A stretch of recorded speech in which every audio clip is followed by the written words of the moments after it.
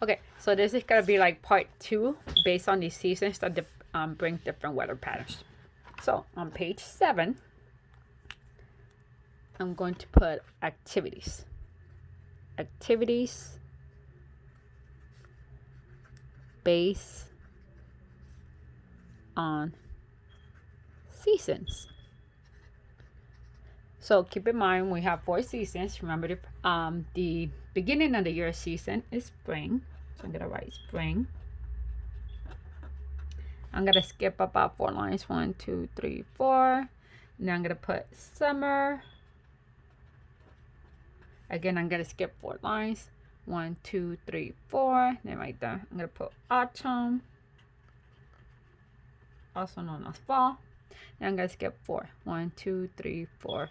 And then right here, winter. So I'm skipping about 4 lines and then writing. Okay.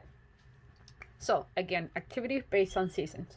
So pretty much, I want you to think, looking at your picture, what can you do during the springtime? So I gave you the symbol for springtime. So I put a flower and a sesame. So I can write this stem during springtime.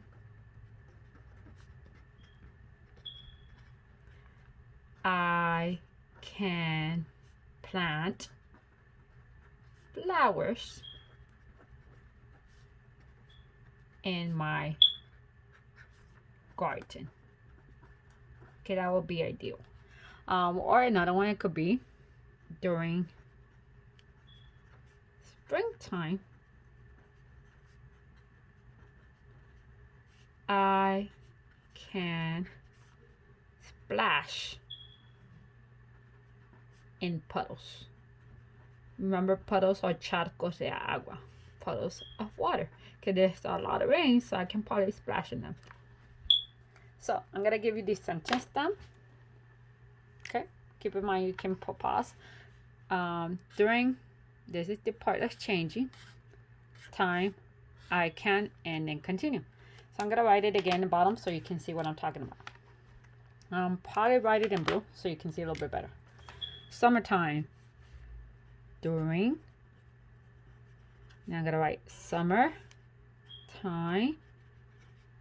I can, and then tell me something that you can do based on what you drew.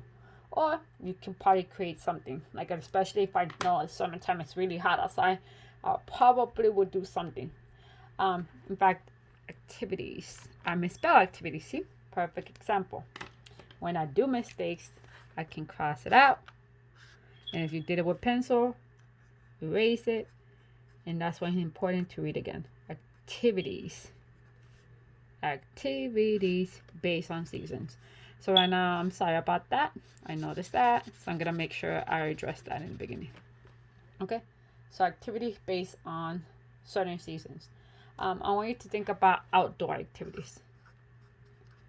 But if you can think of any outdoor because of something that goes in, you can go for indoor. And I'm using those vocabulary. Outdoor, indoor. Outdoor, afuera, indoor, adentro. So during summer or autumn or winter time, what can I do during those seasons? Consider the weather, because if it's super cold outside, I might not want to go to the swimming pool during winter. Because if it's too cold, I'm going to freeze in the puddle in the lake or the ocean. Okay, so keep that in mind. Think about outdoor or indoor activities based on certain seasons, especially with the weather pattern.